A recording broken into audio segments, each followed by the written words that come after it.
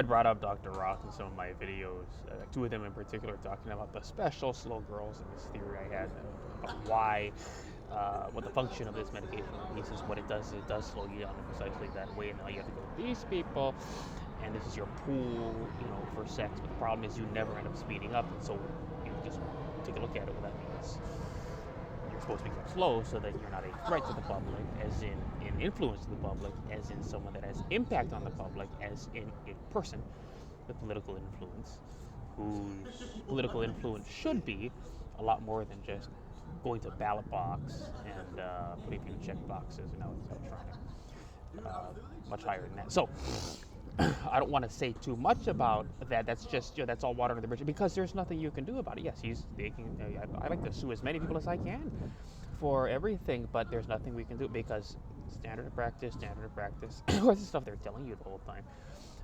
But if there's anything I'll remember about Dr. Roth, about of all the things that I want to say, while we put this away for a little bit and move on to other things that we make our foundations in San Diego, he told me once, and I forget the exact context of it. He was telling me about the dialogues of Plato, and don't just look at it like a voyeur.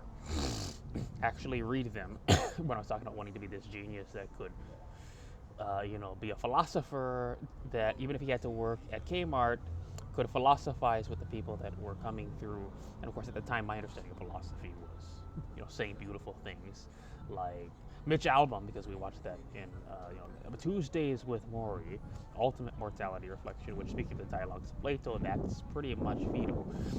So of course you go into English studies and you do end up having to touch some of it, and you read some of it. I haven't read all of it. I should know all of them, all of the dialogues. I wish I did, but it definitely we touch because it's the greatest death scene, and then like I said, when they wrote the Gospels, they made Socrates, Plato, a Navy SEAL with Jesus Christ. So he has these superpowers. And but he said, among all the things he said about these dialogues and not being a voyeur and reading just the criticism of it, maybe you should just read the criticism of it because it's interesting. I did arrive at a theory, or rather a beautiful way to put it literarily, for someone having a dialogue in a novel about, because I'm always trying to write a novel, intellectual dreamers and people that wish they were smarter than they were, like Goodwill Hunting. How could I be Goodwill Hunting? It's just conversation happening. They're talking about how in the early 20th century,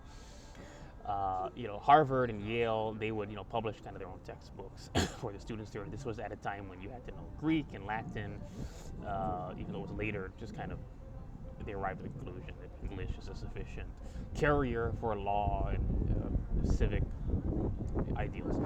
But law in particular, you don't have to learn Latin. But we got to know how to read the ancient Greek text, and so that's really the reason why. But I was wondering if maybe they actually didn't teach all of these elite people that were there, that could pay to be there, and from rich families, Greek to them. We all think they all know Greek in the early 20th century and mid 20th century. They were all actually learning, if not Latin, at least Greek. Maybe not. And the reason why you see these textbooks with all this Greek, but then half the page are footnotes, is because if you knew the whole story and you could read it in its native language, you would only cry. And that is the truth of it. So what he said, this is also, you'll also learn when you read it why you don't want complete idiots getting a hold of this stuff. I don't know. He might have actually, I don't know whether most of what he was saying was just he's a genius salesman with the right thing to say at the right time, or indeed there's some kind of secret there. I mean, there's no, I think it's just gas bag. But he could have been citing, not, he might have been citing France, a man named Francais Lavacon, who wrote Of Studies, and he says in it that idiots shouldn't study. I mean, well, that would make sense. You got to slow someone's head down, have them drop out of college, stop their learning, and but maybe I think this would be more accurate, that it would be more dangerous for us to get a hold as idiots of calculus.